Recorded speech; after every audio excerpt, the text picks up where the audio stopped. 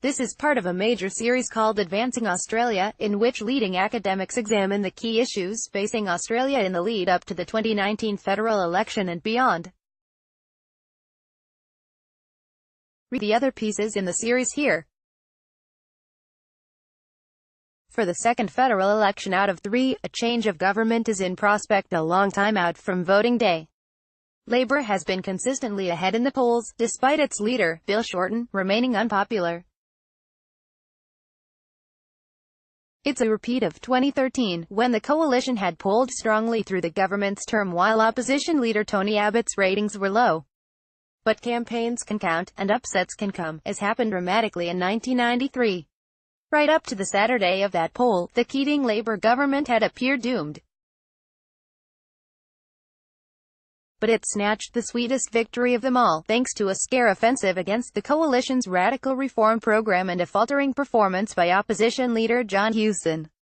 A key point about this next election is that whichever side wins in May, the incoming government will inherit a bitter, skeptical, exhausted electorate. Australians are over their politicians.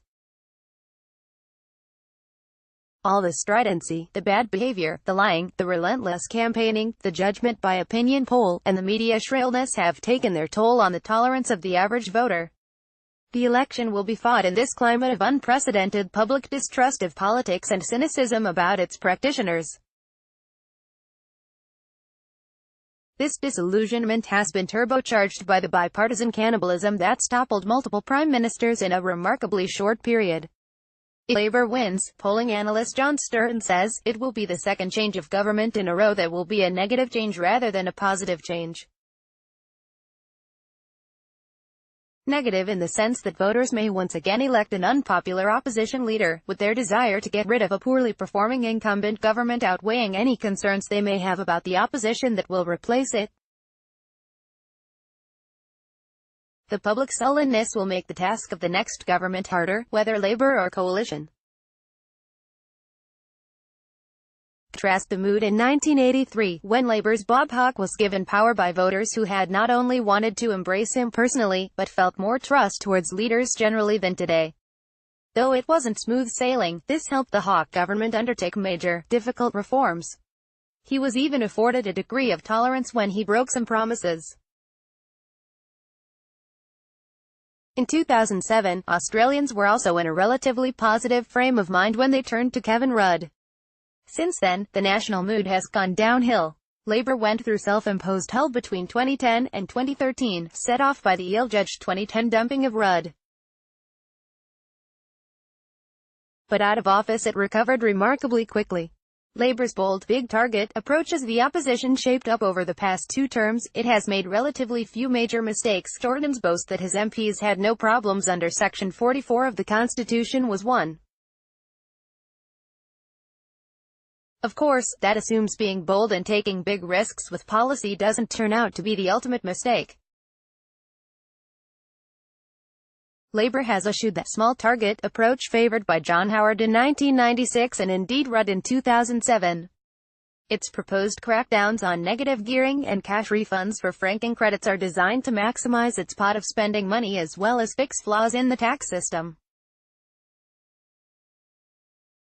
Monash University's Paul Strangio, an expert on prime ministers, suggests this policy adventurism may also have been motivated by Labour's determination to obtain a positive mandate for government. After all, the rot began for the Abbott government when measures in its 2014 budget were not just harsh but unflagged in opposition.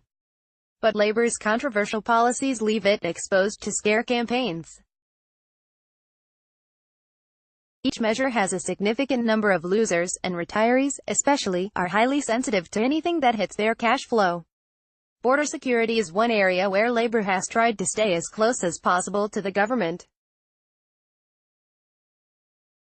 But it had little choice but to back the crossbench-initiated legislation facilitating medical transfers from Manus Island in Nauru. Despite Shorten securing middle ground amendments, this opened another front for coalition scare tactics.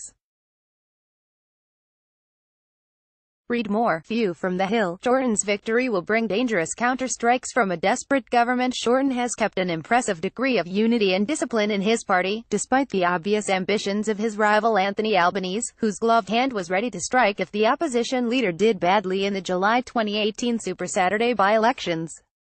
But many questions remain about Shorten.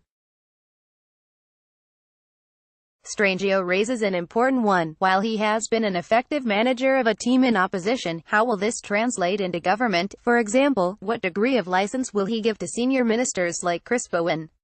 Coalition, its own worst enemy. In contrast to Labour, the coalition has squandered this parliamentary term, and, for that matter, the one before. Its follies have given the opposition repeated advantages. After a bad campaign, Malcolm Turnbull had the closest of calls in 2016, being returned with a one-seat majority and a bitterly fractured Liberal Party. A vengeful Abbott led the dissent, determined to inflict revenge for the 2015 coup that had ousted him. Read more. Grattan. On Friday, 2018, the year of governing badly, the Liberals have presented to the public as warring tribes who can't agree on policy or personnel. Infighting over ideology, especially on energy policy, and leadership climaxed last August with Turnbull's overthrow and the installation of Scott Morrison, beneficiary of a putsch instigated by Peter Dutton. The coalition's leadership chaos resulted in Malcolm Turnbull being overthrown in favor of Scott Morrison.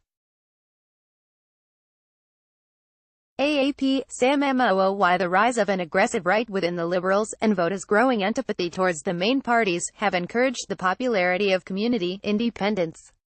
Those of particular interest in this election are pitching to progressive, right-of-centre voters in heartland Conservative seats. Several are backed by strong local citizen movements and are attracting significant funding. Eyes will focus on whether Sally Steggall can dislodge Abbott in Warringah, and Karen Phelps can retain Wentworth, which she won at the by-election following Turnbull's departure. Julia Banks, the member for the Victorian seat of Chisholm who defected from the Liberals to the crossbench, is making a bid in Flanders against Health Minister Greg Hunt. In a separate category is former Independent MP Rob Oakeshott, part of the balance of power in the Gillard years, who is a threat to the Nationals in the New South Wales seat of Cowper. While the highly visible push from independent candidates is a feature of this election, and voter angst puts wind in their sails, the House of Representatives electoral system will limit their success. A clear choice of ideologies. This can be seen as a very ideological election.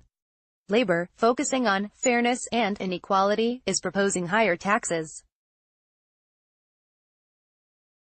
And while careful to keep its program fiscally responsible, it is fanning workers' discontents and talking up the need to reverse cuts in penalty rates and stimulate wages growth. The Liberals have struggled, largely because of their internal rifts, to craft a narrative about what they stand for. Nowhere has this been more evident than in energy policy.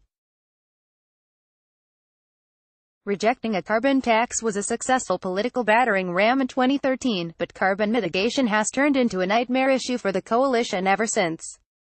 An approach that plans to subsidize new power projects and threatens errant energy companies with draconian actions, even divestiture, is an extraordinary landing place for a Liberal government. The government has doubled down on its direct action policy by announcing $2 billion for emission reduction projects over the coming decade from January 2020. Instead of being accepted as a practical challenge that needs substantial bipartisanship to underpin investment, the coalition has made energy policy and climate change perhaps the most divisive ideological battleground of contemporary Australian politics. Business watches with despair. In the past 3 years, it has been willing to get behind various policies, most recently the National Energy Guarantee, only to see them fall victim to infighting. It is an open question whether the next term will bring any long-term resolution in this most crucial policy area.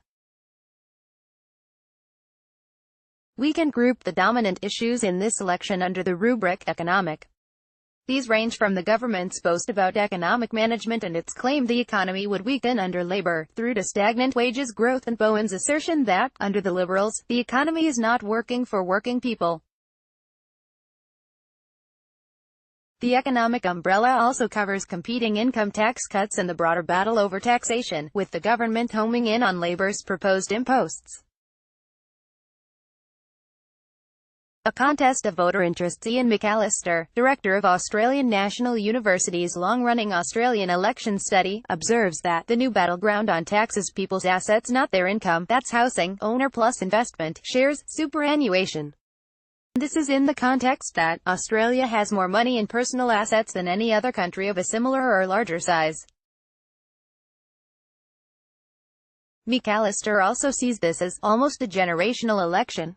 The millennials in particular have a lot of pressures on them. They are having difficulties breaking into the housing market. They feel they are not economically prosperous.